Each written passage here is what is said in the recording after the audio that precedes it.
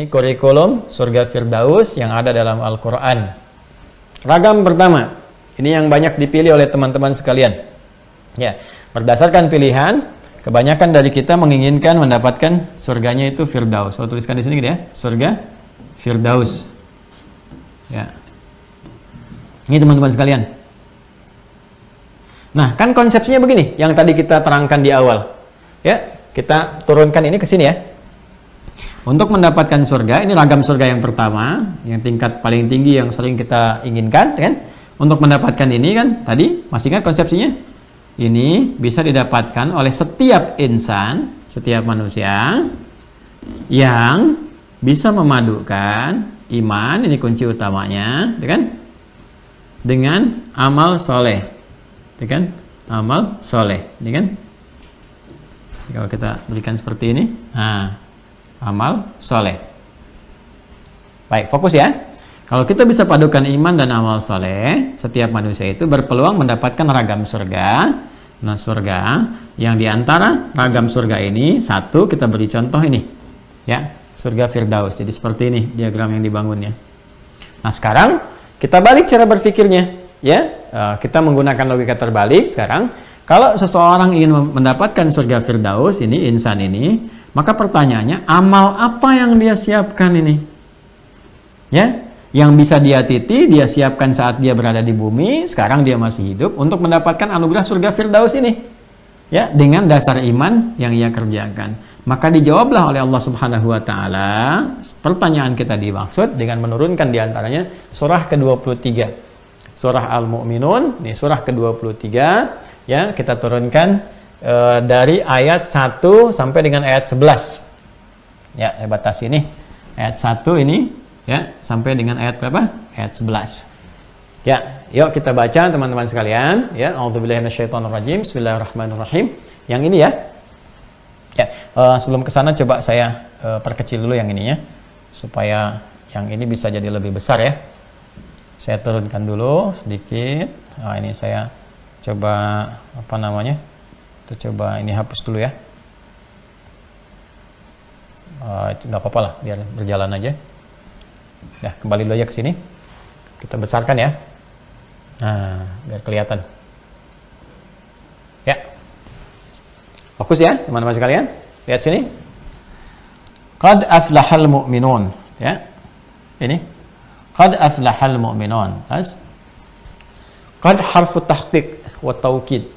Qad di dalam bahasa Arab itu fungsinya harfu tahqiq, huruf yang menjamin, memastikan sesuatu, wa taukid, dan meyakinkan. Biasanya qad menyertai kata kerja. Kalau tadi inna anna itu menyertai kata benda, kalau qad menyertai apa? Kata kerja. Jadi kalau ingin menjawab yang tadi, kalau Anda ingin mendapatkan rahmat, ingin surga dan sebagainya, maka siapkan pekerjaan, siapkan aktivitas, siapkan amal soleh. Amal kan pekerjaan, ya.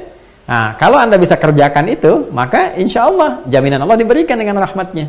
Nah, makanya ketika Allah membuka amalan-amalan untuk penghuni surga Firdaus itu menggunakan huruf tahqiq ini, qad dan taukid, memastikan. Tapi kepastian ini bisa didapatkan jaminannya kalau kita bisa berkomitmen untuk berikhtiar lewat amal kita, pekerjaan kita. Jadi ke surga itu bukan di lamunan, bukan dengan melamun bisa masuk surga, tidak, harus ada aktivitas, ada ikhtiar, amal soleh. Ya, yang paling menarik apa? Kuncinya tetap ini formulasinya, iman dulu. Makanya langsung Allah buka dengan kalimat qad aflahal mu'minun.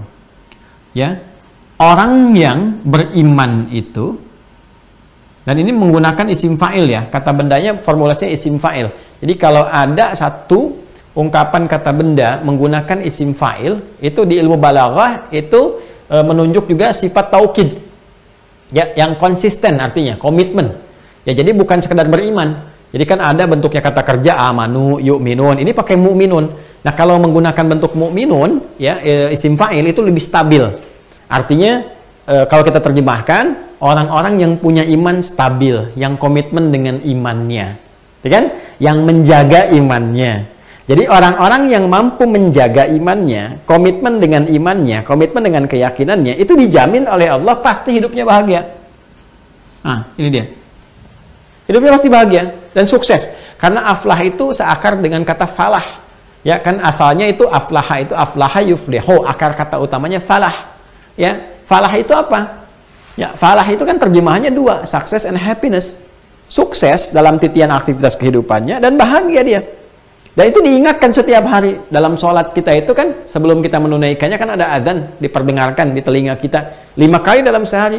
Hayya 'alas shalah, hayya 'alal falah, hayya 'alal falah, dan hayya 'alal falah, hayya 'alal falah, hayya 'alal falah 5 kali. Subuh, zuhur, asar, maghrib, isya, setiap pergantian waktu dalam sehari. Ya, kamu orang beriman tuh mesti sukses. Orang beriman tuh mesti bahagia. Diingatkan terus. Ayo kalau sedang meniti karir harus sukses, sukses, sukses. Dengan kesuksesan itu dia bisa ibadah. Ya, dengan jabatan bisa ibadah, dengan harta bisa ibadah. Gimana mau zakat infak kalau nggak ada hartanya?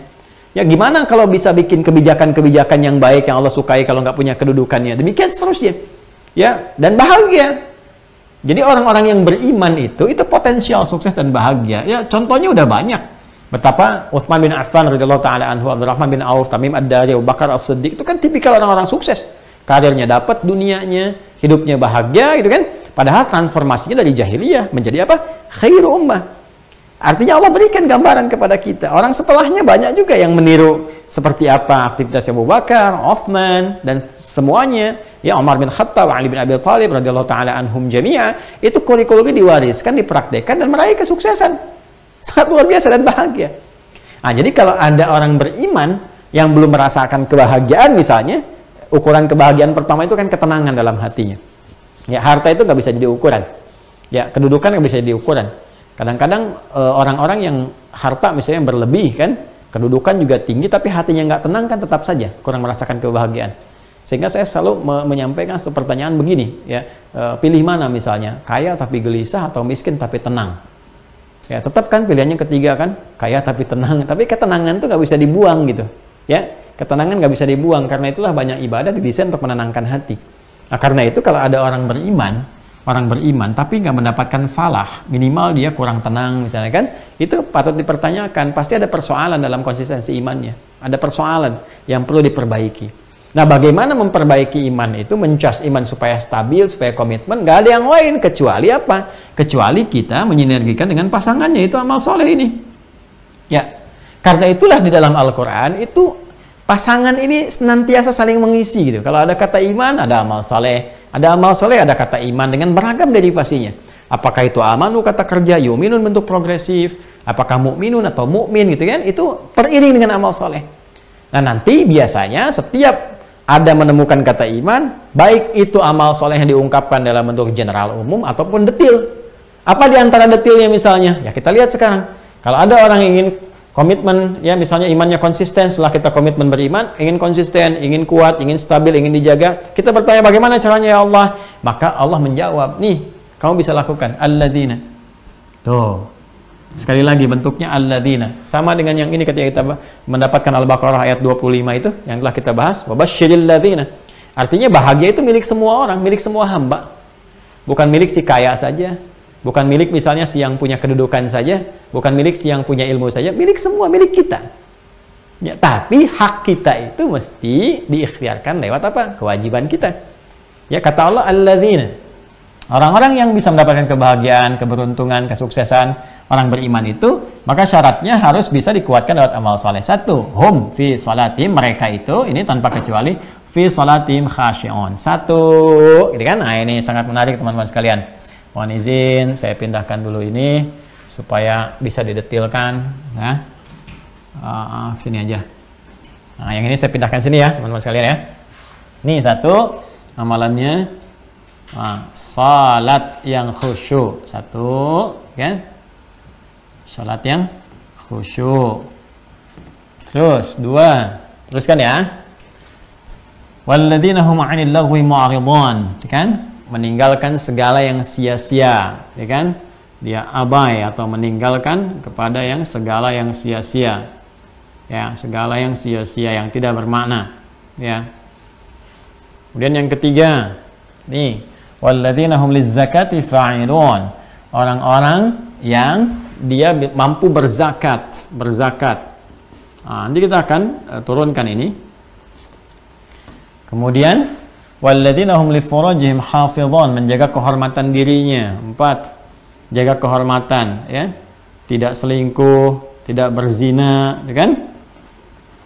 Nah, illa ala azwajihim aw ma malakat aymanuhum fa innahum ghairu malumin, kecuali pada pasangan yang sahnya. Ini ya, yang keempat ini didetilkan kembali. Jaga kehormatan, jangan sampai selingkuh, jangan sampai berzina, jangan macam-macam, kecuali silahkan salurkan hasrat seksual dan sebagainya kepada pasangan yang sahnya.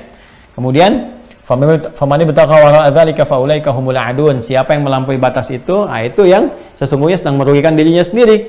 Ya, dia sedang mencelakakan dirinya sendiri. Jadi kalau orang-orang yang melampaui batas ini semacam konsepsi tadi misalnya kan, sudah punya pasangan, ternyata mohon maaf istikharah untuk mencari istri orang misalnya kan, itu kan nggak tepat gitu ya. Nah, jadi mohon izin, hal-hal demikian bukan hanya memberikan satu nestapa di kemudian hari ketika kembali kepada Allah, tapi akan mencelakakan dirinya dalam kehidupan dia pun di muka bumi. Silahkan cek kalau nggak percaya. Ya, perbuatan-perbuatan ini merendahkan kehormatan kita. Ya, bisa merongrong martabat kita, makanya dihukumi haram. Haram itu kan dari kata hormah, diserap ke dalam bahasa Indonesia hormat, kehormatan. Ya, jadi kenapa ada hukum haram? Untuk menjaga kehormatan kita, martabat kita. Jadi bukan Allah ingin jangan ini, jangan itu, ingin batasi, bukan. Allah ingin menjaga kita supaya tetap terhormat. Makanya muncul hukum haram. Kenapa korupsi diharamkan? Karena ketika ada seorang yang korupsi, itu bisa menurunkan martabat kehormatan dia. Bukan cuma di hadapan Allah, di hadapan manusia pun runtuh. Ya runtuh. Dicela sana, celak sini, sehingga dengan celaan itu bisa menurunkan hukuman misalnya kan, macam-macam lah gitu. Tapi kan nggak akan lepas dari itu, menurunkan kehormatan. Orang yang menyogok menurunkan kehormatan, orang yang ya merampok menurunkan kehormatan, dipajang di hadapan orang, ini perampok loh gitu kan. Nah ini kan menjadi persoalan teman-teman sekalian. Nah teruskan, walladzina hum li amanatihim wa ahdihim ra'un, mereka yang menjaga amanat, ya kan? Nanti turunannya banyak ya, nanti kita terangkan lebih detail lagi. Kemudian walladzina hum 'ala shalawatihim yuhafizun. Nah, kalau yang ini kan salatnya khusyuk, ini menjaga salat, ditekankan lagi. Jaga salat, ya. Nah, nanti kita akan turunkan apa kaitan nomor 1 dengan nomor 6. Nah, saya ingin detilkan yang paling menarik di sini. Perhatikan baik-baik. Ulaika humul warithun. Nah, maka orang-orang yang bisa konsisten mengerjakan ini 6 pokok, 7 sebetulnya dengan pokok yang pertama itu, yaitu aspek keimanannya yang konsisten. Mereka ini ulaika humul warithun. Mereka ini adalah para pewaris, kata Allah. Para pewaris. Pewaris apa? Alladzina yarithuna al-firdausa. Firdausa hum fiha khalidun. Yaitu orang-orang yang mewarisi surga Firdaus. Masya Allah. Dan mereka dijamin kekal dalam kenikmatan surga itu. Jadi ada pewaris surga Firdaus, ahli surga Firdaus yang sedang beraktivitas di bumi. Kalau Anda ingin melihat para ahli surga Firdaus beraktivitas di bumi, nih cek 7 hal ini. Ya, dia punya komitmen keimanan yang hebat, yang kuat. Kalau sholat tuh Masya Allah gitu kan. Mau di rumahnya berjamaah dalam situasi yang nggak mungkin ke masjid, bisa dia khusyuk, bisa tenang enak dalam sholat, di masjid pun dia bagus tuh kan. Ya, dalam suasana dimanapun terpelihara sholatnya tuh. Ya, seakan-akan merasa diawasi oleh Allah sepenuhnya. Dalam sholatnya, dalam bacaannya, dalam sujudnya, terasa khusyuk itu bisa dirasakan oleh kita semua. Ada kenikmatan tertentu yang tak bisa terganggu dengan suasana apapun itu. Nanti itu ada babnya sendiri. Bagaimana cara sholat khusyuk ada babnya sendiri. Ya, jadi kalau kita ingin mendapatkan ya satu jaminan dari Allah sebagai pewaris surga Firdaus, maka syarat yang pertama, pelihara iman kita dengan cara satu, mencoba sedapat mungkin menunaikan salat dengan khusyuk. Kemudian yang kedua ini, ya, walladzina hum 'anil lagwi mu'ridun, mereka meninggalkan, mengabaikan segala yang nggak penting dalam kehidupan. Yang nggak penting, berkata yang tidak penting, melihat yang nggak penting, mendengar yang nggak penting. Tuh calon penghuni surga Firdaus. Ya, jadi kalau masih berkata hal-hal yang nggak penting, update status yang nggak penting, ya mohon maaf lah, ada debu sedikit bikin status, ya kan? Ya, lampu merah tiba-tiba jadi biru, harusnya hijau, bikin status, macam-macam lah. Hal-hal yang sifatnya nggak harus di-update pun di-update juga. Yang harusnya nggak di-broadcast juga, itu nggak penting namanya. Maka belum masuk ke dalam kualifikasi ini. Ya, melihat yang nggak penting, mendengar yang nggak penting, berpikir yang nggak penting, maka kita harus bisa beralih kepada aspek-aspek yang memang positif, yang esensial sesuai dengan kualifikasi ini. Ya, ini berzakat, orang-orang yang berusaha untuk bisa berzakat. Walladzina hum lizzakati fa'ilun. Untuk zakat itu kan perlu harta.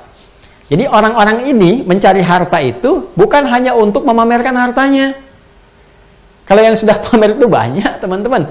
Ya, saya ingin cuma sampaikan kalau ada orang orientasi mencari harta, memperbanyak harta untuk memamerkan hartanya di hadapan banyak orang, menunjukkan bahwa dia orang kaya dengan segala tampilannya, itu terlambat sekali. Karena dulu sudah ada Qarun misalnya, dan Qarun disebutkan wa inna mafatihahu latanu bil usbah, bagaimana kunci-kunci berangkasnya saja, gudang-gudangnya itu nggak bisa dipikul oleh para bodyguardnya saking kaya dan sebagainya, tapi tenggelam juga. Di kisah surat Al-Kahf kan, ya, kisah kedua yang viralnya setelah kisah para pemuda itu kan kisah siapa? Dua pemilik kebun kan, pemilik dua kebun yang berdialog memamerkan kebunnya dan sebagainya. Kan ada 4 kisah viral kan di surah Al-Kahf itu, kisah para pemuda, kisah pemilik dua kebun, dialog dengan orang kaya dengan sahabatnya yang biasa. Dan kisah Nabi Musa kan dengan orang saleh ya, bernama Khidir, atau disebut juga dengan Nabi Khidir. Nah, di dalamnya ada asisten yang Yusha bin Nun itu. Yang keempat Dzulkarnain kan. Baik, jadi di kisah itu udah banyak gitu.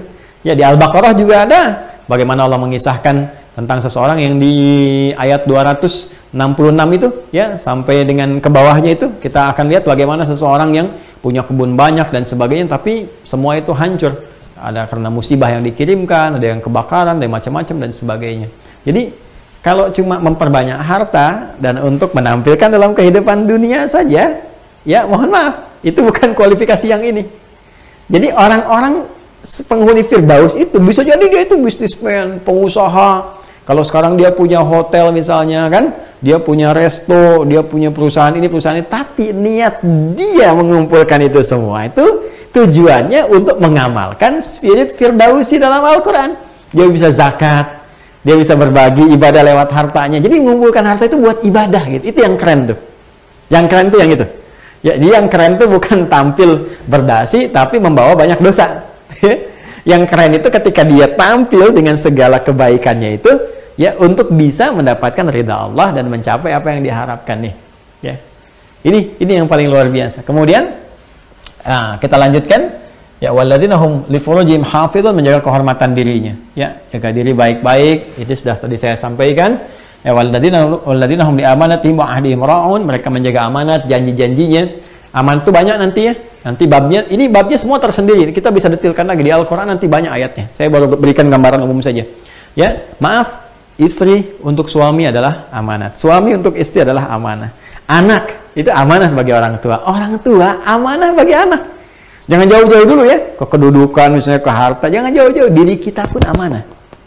Ini mata kita ini punya siapa? Jangan jauh, punya kita, yang punya Allah. Kan kita katakan Al-Baqarah ayat 156 itu, alladzina idza asabathum musibah qalu inna lillahi wa inna ilaihi raji'un. Quran surah kedua ayat 156. Kan kita selalu mengatakan semua itu milik Allah. Inna, bahkan diri kita pun lillah, semua punya Allah. Ini mata ini punya Allah, dititipkan ke kita ya, untuk digunakan ibadah, untuk mendapat rahmat Allah Subhanahu wa taala. Semua milik Allah, semua, kita nggak punya apa-apa, termasuk diri kita. Makanya ketika Allah titipkan kepada kita untuk digunakan, sebetulnya maslahatnya kembali kepada kita lagi, maka gunakan dengan baik. Jaga amanah ini, jaga amanah lisan untuk melihat, mendengar ya, telinga mendengar, mata melihat, lisan bicara. Jaga amanah lisan untuk bicara yang baik, telinga mendengar yang baik, sampai ke ujung kaki melangkah yang baik. Itu amanah. Setelah itu baru keluar dari tubuh kita, pakaian kita. Kita sebagai anak, orang tua amanah, bahagiakan orang tua, berbakti yang baik. Orang tua, anak itu amanah, didik yang baik dan sebagainya, sampai pasangan dan sebagainya, sampai kehidupan dan pekerjaan kita. Tuh, babnya luas sekali.